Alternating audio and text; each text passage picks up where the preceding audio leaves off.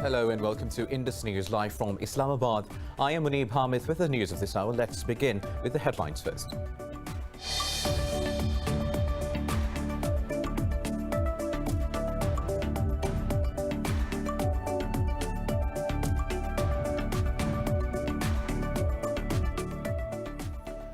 The Indian forces have martyred 3 more civilians in occupied Kashmir's Shopian and Pulwama districts.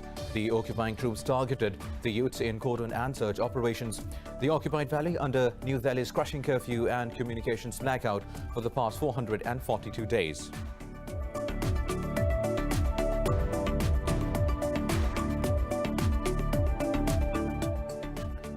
Azerbaijan says 30 Armenian soldiers have been killed in a counter-attack in the Fizuli region.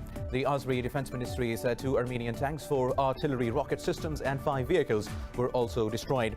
Meanwhile, Pakistan has expressed concerns over killing of Azeri civilians by the Armenian forces. More than 750 people have been killed in fighting over the Nagorno-Karabakh region since September 27th.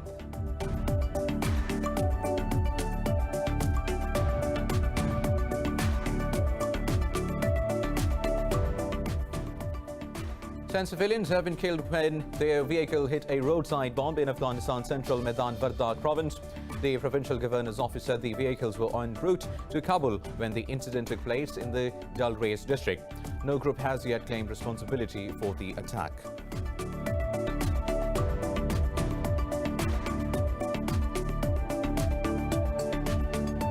Argentina has become the 5th country to cross 1 million COVID-19 cases with over 26,000 deaths. India has recorded 587 deaths and nearly 47,000 new cases in a day as the caseload is approaching 7.6 million. In Pakistan, 14 people have lost their lives to the virus overnight, taking the toll to 6,673. The global COVID-19 deaths have topped 1.1 million, while over 40.3 million have contracted the virus so far.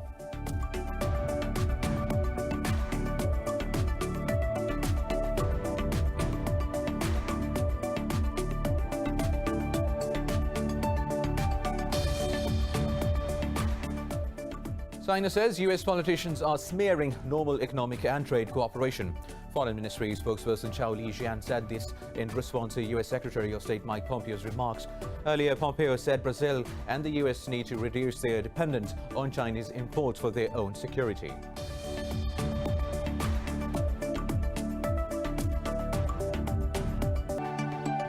Well, these were the top stories. News in detail coming up after a short break. Stay tuned.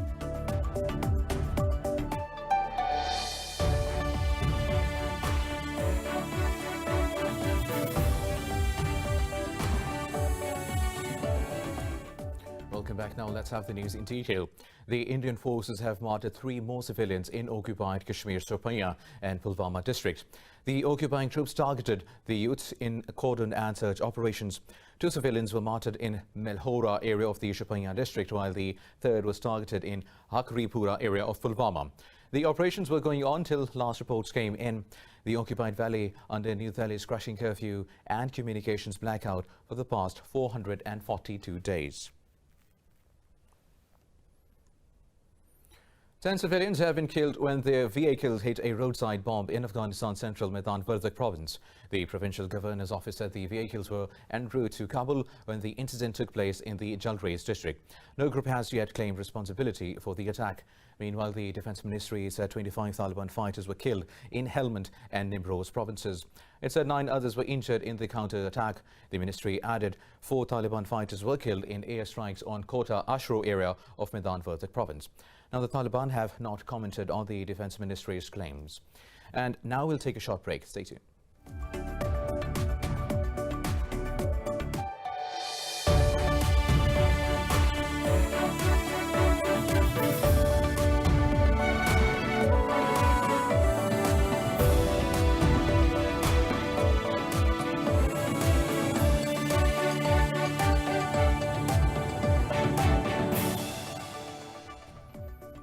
Welcome back. Now moving on with the news stories.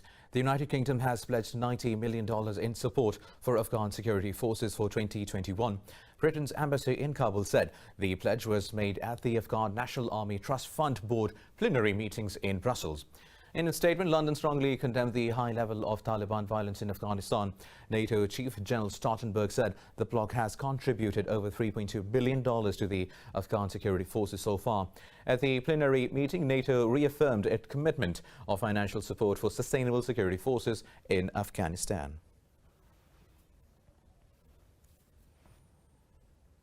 Meanwhile, the Taliban say their negotiating teams has held another meeting with Kabul's contact group in Doha. Taliban spokesperson Dr. Naeem says the two sides discussed differences. He said both sides have agreed to continue meeting to reach a final understanding on the mechanism for intra-Afghan talks. The two sides have held multiple meetings since September 15th to establish rules of engagement. Meanwhile, U.S. envoy Zalmay Khalilzad has urged both sides not to waste this historic opportunity to establish peace in Afghanistan. Moving on, Iran's President Hassan Rouhani has pledged his country's support for a lasting peace in Afghanistan. He said this in a meeting with Afghan peace chief negotiator Abdullah in Tehran. Rouhani said the U.S. administration is using the peace talks for its electoral purposes. The two sides expressed hope that the ongoing process will bear fruit. They also agreed to deepen bilateral economic ties. Abdullah is in Tehran on a three-day visit to discuss the peace process, bilateral relations and the regional developments.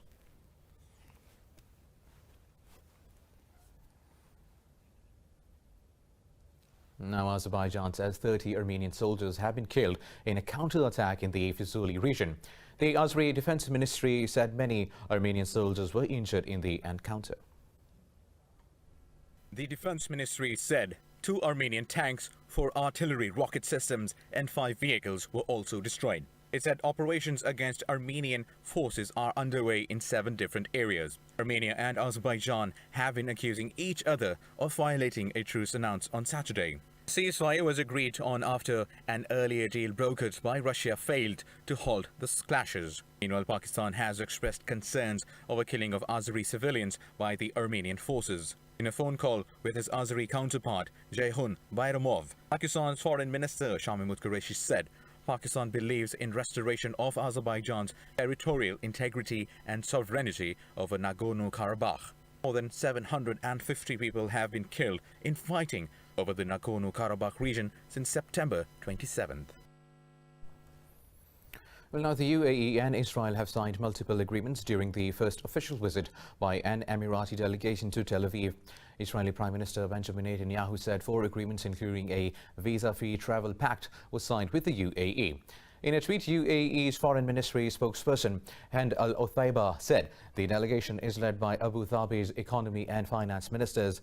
Othaiba said the team is also accompanied by U.S. Treasury Secretary Steven Mnuchin.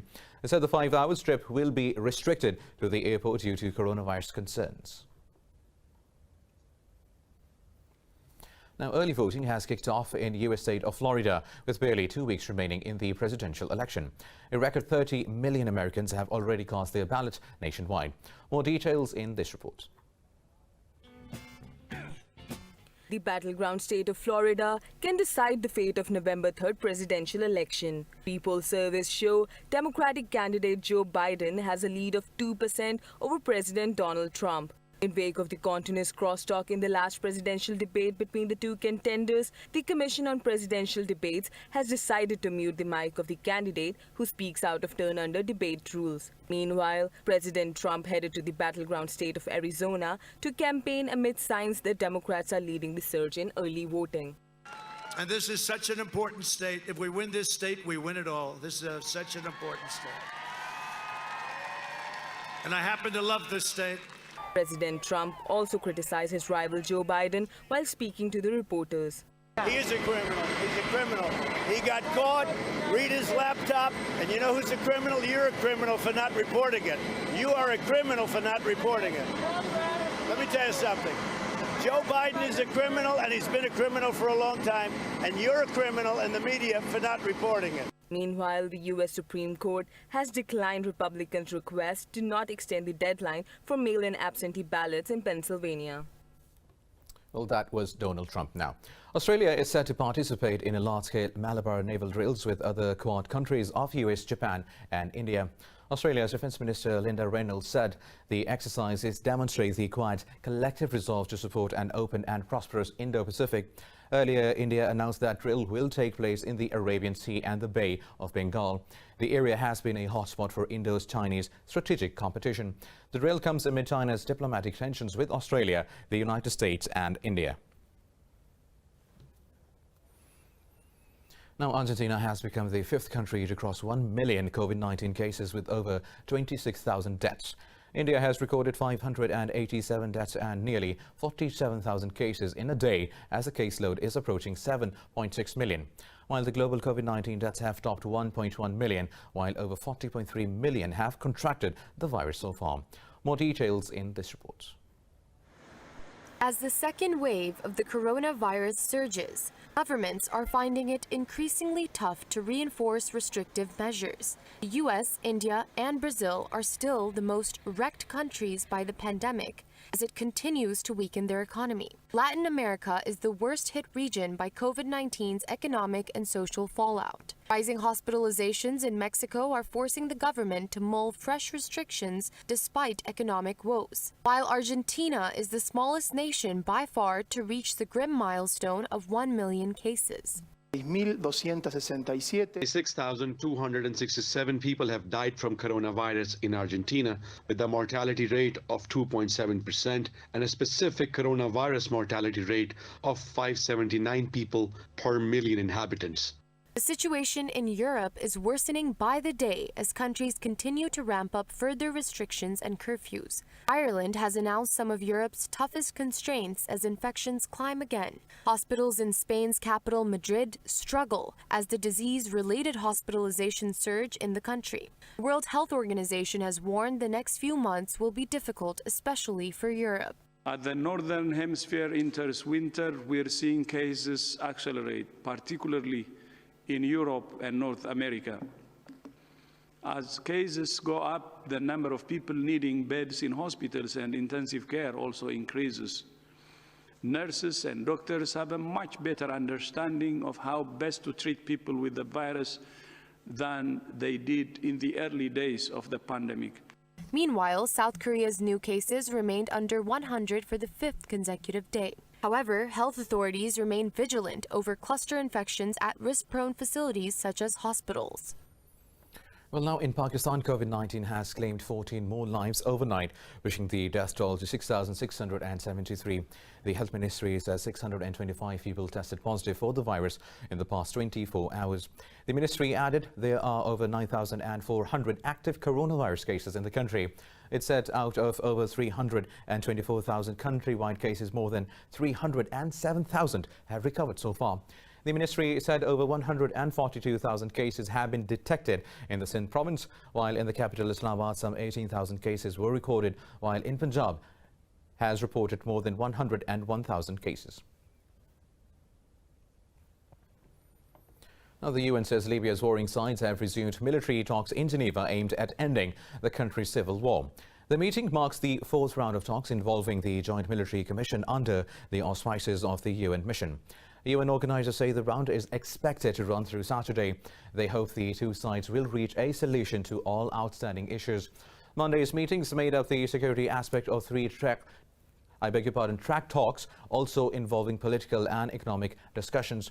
The Geneva-based military talks came ahead of an upcoming political forum in Tunisia in November. Last month, the two sides reached the agreements to exchange prisoners and open up air and land transit across the country.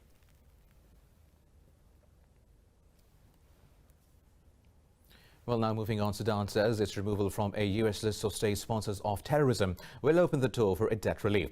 Prime Minister Abdallah Hamdok said the African country has an external debt worth $60 billion. Hamdok thanked the U.S. President Donald Trump for the move.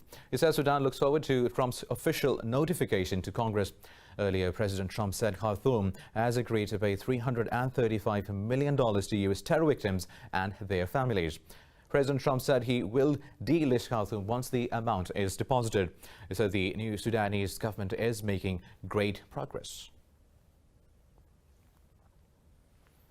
Moving on, now Russia has denied U.S. accusations that Moscow is targeting officials and large-scale global events through cyber attacks. Now, the Russian embassy in Washington said the U.S. claims have nothing to do with reality. Earlier, U.S. federal prosecutors have charged 6 Russian military intelligence officers accused of engaging in cyber attacks. The U.S. Justice Department said the attacks included operations that knocked Ukraine's energy grid offline. In an indictment, the department said Russian cyber attacks also interfered in the French presidential elections. Meanwhile, UK said Russian hackers tried to disrupt this year's Olympic Games, postponed due to COVID-19. Japan condemned the cyber attacks and said it would emphasize cybersecurity around the Games. Now moving to Colombia, where thousands of indigenous people took to the Bogota streets to demand an end to violence against social leaders and mass killings. Now, the indigenous people are protesting the government's economic and social policies. President Ivan Duque dispatched a delegation of ministers and other high-level officials to hold talks with the indigenous groups. But the leaders declined to meet them, insisting they will only hold talks with the president. The protesters called for policies to guarantee the well-being of Colombians and the indigenous people.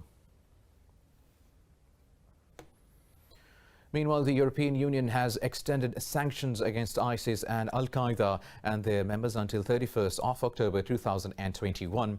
In a statement, the European Union Council said the decision was taken in light of the ongoing terrorist threat. Sanctions consist of a travel ban to the European Union and an asset freeze for individuals. In addition, European Union persons and entities are forbidden from making funds and economic resources available to those listed. The list includes 5 people, 2 Algerians and 3 French nationals. The bloc has been imposing curbs on ISIS and Al-Qaeda as well as organizations associated with them since 2016. The European Union says its sanctions regime is independent but complementary to the United Nations sanctions. Now, in Vietnam, the death toll from floods and landslides triggered by heavy rains has risen to 105. Vietnamese authorities said dozens are still missing as the country braces for another spell of rain from Saudel storm. Vietnam's Met Department said the storm Saudel will make landfall in 4 days. Disaster management officials say the floods destroyed nearly 7,000 hectares of crops and killed 700,000 farm animals. Last week, the landslides killed 35 rescue officials and military personnel in 2 separate accidents at a hydropower plant. The rescue work is still underway for 15 missing workers at a hydropower plant. Now, in the U.S. state of Colorado, thousands of firefighters are struggling to control the state's largest wildfire on record. The blaze grew markedly during the last few days, with smoke drifting over the drought-stricken state. The sheriff's office says new fires continue to erupt. A blaze burned some 8,800 acres and razed at least 26 homes. The latest figures from the U.S. Drought Monitor show the entire state of Colorado is at some level of drought. Officials say this is contributing to wildfires in the area. The Cameroon Peak Fire has so far scorched over 203,000 acres in the Arapaho and Roosevelt National Forests. With more than 50 structures destroyed, another 50,000 are threatened and almost 13,000 people have been evacuated. Meanwhile, a blanket of smog engulfed the Indian capital as air quality dipped, causing breathing difficulties to the residents. The U.S. Embassy in New Delhi showed the air quality index at unhealthy category, with the reading at 184. A level of 50 or less is considered safe. People said they could feel the change in the air quality as it was making them feel suffocated. After months of relatively clean air because of a lockdown imposed to fight the virus, pollution levels have spiked to their worst in 2 years for October.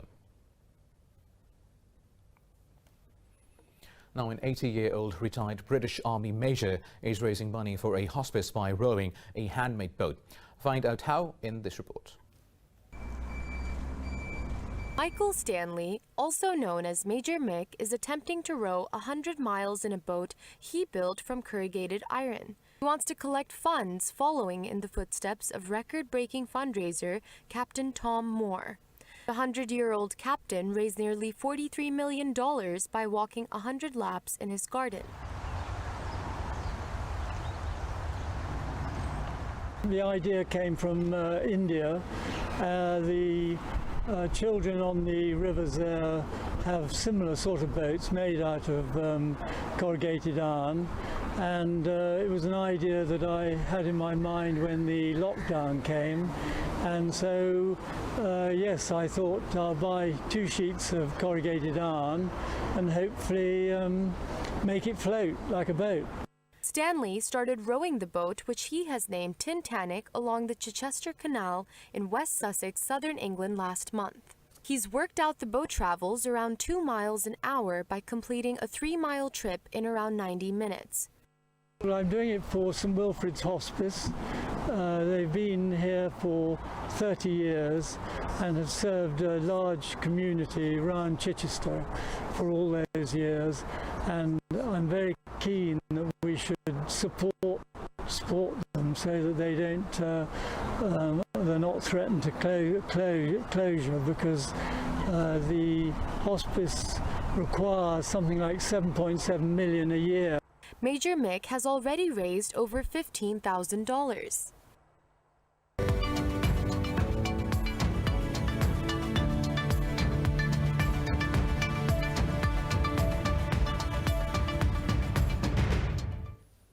Now in business stories, OPEC and allies have pledged action to support the oil market.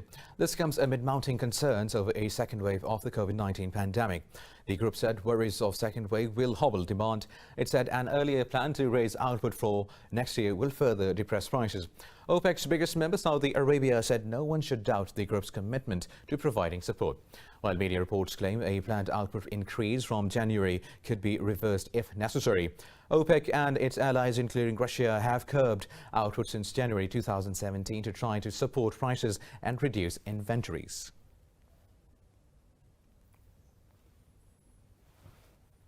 Meanwhile, most stocks in Europe have gained in today's trading so far. Investors are taking a cautious approach amid rising COVID-19 cases and the deadline for US fiscal stimulus approaching. The pan-European stock 600 has inched above the flat line.